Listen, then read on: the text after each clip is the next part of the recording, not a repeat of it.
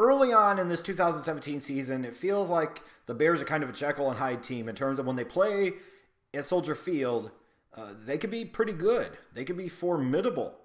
And they beat the Steelers, who just beat the Chiefs this past Sunday.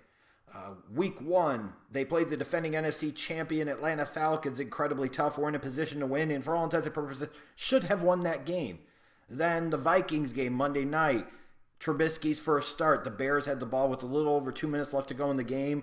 Tie ball game. They had a chance to go down the field and win. So this is a good team at home. You don't want to play the Bears at home because they'll play you tough. But on the road, different story. Bucks blew them out. Packers blew them out. So going into week 6, this matchup against the Ravens, even though I didn't think the Ravens were a very good team, I didn't see where the Bears really had a chance here because they just hadn't played very well on the road. And the Ravens, you thought, had a decent defense. But ultimately, that's why they play the games. Because even though this game ended up being close and this game went into overtime, it was obvious on Sunday who the better football team was on the field. And it sure as hell wasn't the Ravens.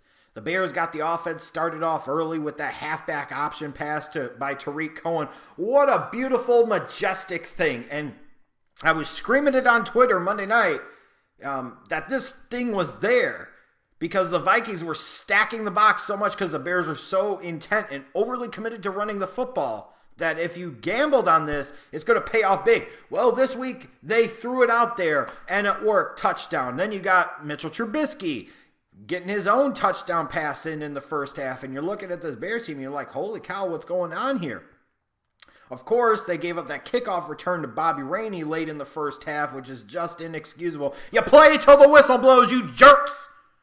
Even with that being said, even with that flukish kickoff return touchdown, the Bears still had a lead 17-10 at half. And at that point in time, I was pretty confident. I'm like, the Bears should be able to win this game. And especially once you got the pick 6 from Adrian Amos, it gave the Bears a 10-point lead with 5:08 left to go in the game. I'm like, man, this game has got to be over. The Bears are controlling the clock offensively by incessantly pounding the ball down the Ravens' throats. Then you look at it defensively, the Bears are stifling the Ravens and what little offense they have, which newsflash isn't very much at all. There's no way this Ravens team could come back because they've shown you absolutely nothing in this game that said they could score 10 points via their offense in 5 minutes and 8 seconds.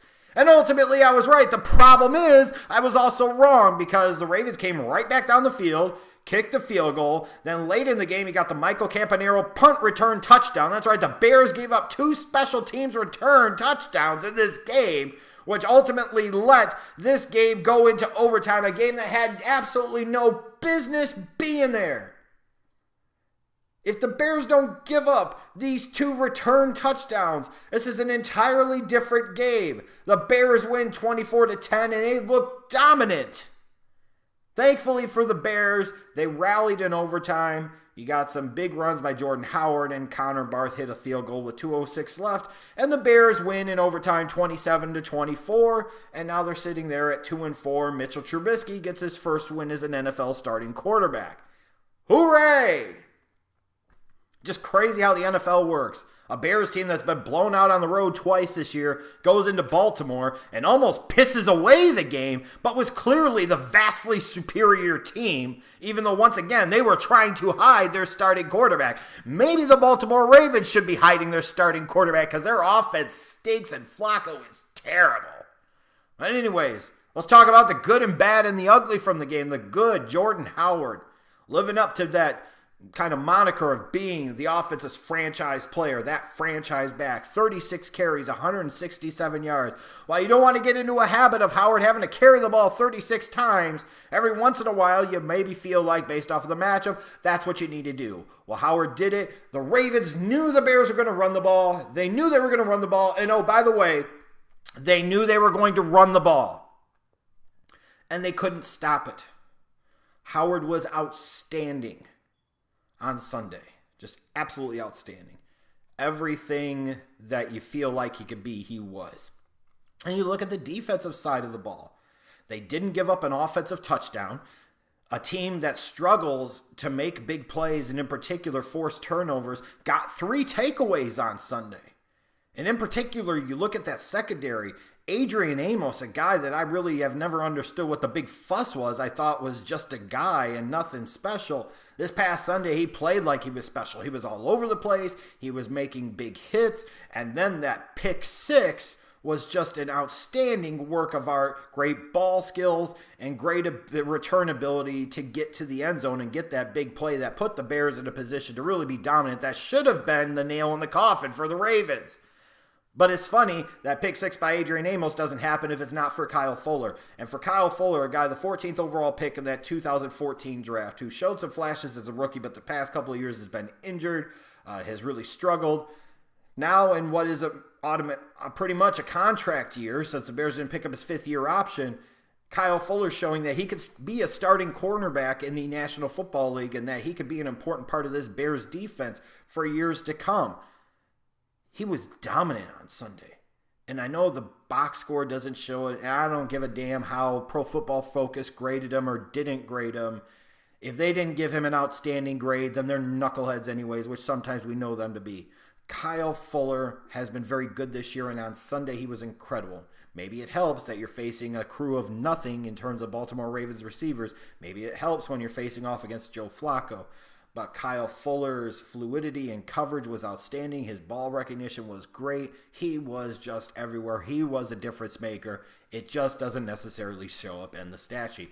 And from the Bears organization standpoint, it's good to see. This was a guy a few years ago, yes, drafted by a previous regime, but he still ultimately was a mid-first round pick. You don't want those guys to be bust. You want those guys to become stars. And I don't know if Fuller has star potential at this point, but solid starter, he most certainly looks like he is. He's had a really good year, and I'm glad to see that he got a lot of recognition for how well he played on Sunday.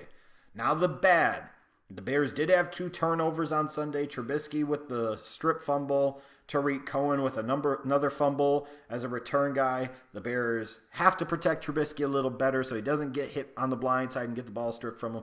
Cohen's got to be more conscientious and aware of himself in the return game and stop giving away the ball like this and putting teams in good positions, because better teams with better offenses than the Ravens will pounce quickly and put the Bears really behind the 8 ball. But the real bad of this was 2 special teams touchdowns by the Ravens. You just can't let this happen.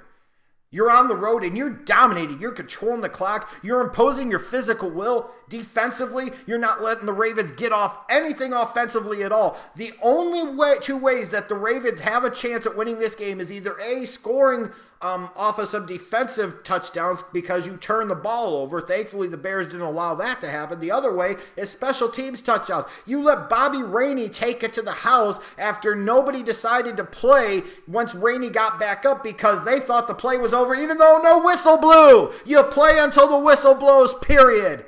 And then late in the 4th quarter, what the hell is Pat O'Donnell doing kicking the ball down the middle of the damn field? You know that Ravens team can't move the ball offensively. Why would you put them in a situation where something could happen in the special teams game when they've already scored a special teams touchdown? Just terrible. But the ugly of this game, Cody Whitehair snapping. Unbelievably bad. How much longer can you risk playing him at center if he can't snap the ball in shotgun? I'm just asking. Doesn't matter whether he blocks well or not if he can't snap the football. And then for the offense as well, 5 for 17 on 3rd downs. You're not going to win a lot of NFL games going 5 for 17 on 3rd downs. And there's a lot of reasons that happen, and it's mostly because of the offensive play calling and the philosophy. But 5 for 17 on 3rd downs, the Bears are really, frankly, lucky to have won this game. Which brings me to the 2-minute drill, and it kind of ties into that 5 for 17 on 3rd downs. John Fox dialogue as Mike Glennon is not your starting quarterback anymore. You drafted Mitchell Trubisky. Well, you didn't. Ryan Pace didn't. The organization drafted this kid number 2 overall, which means somebody in that organization, namely Ryan Pace, thinks that this guy could be the long-term answer. It's time to find out if he can be that answer. Stop hiding the kid. The run-pass ratio in terms of the offensive play calling is not good, not sustainable, and not healthy, and not going to do anything to help develop your young quarterback. Because all you're doing is showing a total lack of faith and confidence in the young kid. And sure, I'm going to get the dipsticks that are going to comment, well, they can run the ball that much and win, then that's all that matters. No. No, no, no, no, no. Because number one, running the ball this much is not sustainable. Number two, the long-term health and viability and success or not success of this organization is going to be dependent upon the right shoulder and arm of Mitchell Trubisky, not the legs of Jordan Howard, no matter how much I like Jordan Howard. That is just a fact. Look at Jordan Howard's great year last year, and they went 3-13. What the hell does that tell you? It's about the quarterback. This run-pass ratio is ridiculous. Think about this. They ran the ball over 50 times on Sunday and passed it 17. And one of those passes out of the 17 was a halfback option pass by Tariq Cohen. This team has become so vanilla conservative and predictable and scared in their offensive play calling. You know, first down, they're running the football. Second down, they're running the football. Third down, if they have their druthers, they're running the football. Or if they aren't running the football, they're throwing the football on third and long because first and second down get them a lot because teams are playing 9 and 10 men in the box. If you want to help balance out your offense and make your running game even more effective, and you truly want this young kid who is the future of this franchise to develop, then you must start mixing it up. You must start throwing the ball on first and second down. Because sitting there and taking this young kid, what's the single toughest position that you could put him in? Is put him in a bunch of third and longs, and that's exactly what the hell the Bears do with their incessant desire to run the ball every time, every drive on first and second down. If this Bears team wants to win, and they want to win something now, I'm not talking getting playoff wins and Super Bowls and all that crazy crap, but winning some regular season games and being viable and competitive and entertaining the thought of being a wild card type of team, then you have to change. You cannot continue to do this Woody Hayes 3 yards in a cloud of dust bullshit offensive play calling anymore. This is the type of offensive play calling that John Shoop would get a Woody for.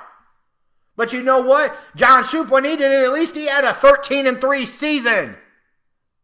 Because he knew he had a top-flight defense that year that was making plays all over the damn place. A team that could run the ball. And oh, by the way, that Bears team with Marty Booker, Jim Miller at quarterback, they could throw the ball better than this current version could. The bottom line is, this team has got to start mixing it up. Because you're not going to help your young quarterback. You're going to ruin his confidence because the few times he does get an opportunity to make plays or make throws, it's going to be in third and long and adverse situations that are not helpful. The number one thing you could do when it comes to coaching and being a good coach in particular, which I'm talking about the Chicago Bears offensive side of the ball, so we know that that is few and far between. You take your guys and you accentuate their positives, hide their negatives.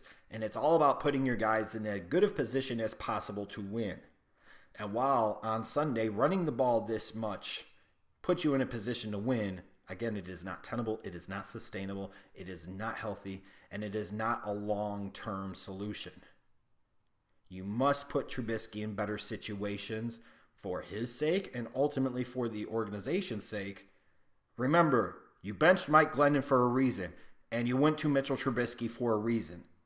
It is time to start letting that reason have a chance to do something. Otherwise, if this was what the hell you were going to do, then there really truly was no reason to bring in Trubisky, because I promise you right now, he's learning very little to nothing, and he's not developing no way, no how. And I put that squarely on the shoulders of chicken shit John Fox and cowardly Dowell Loggins.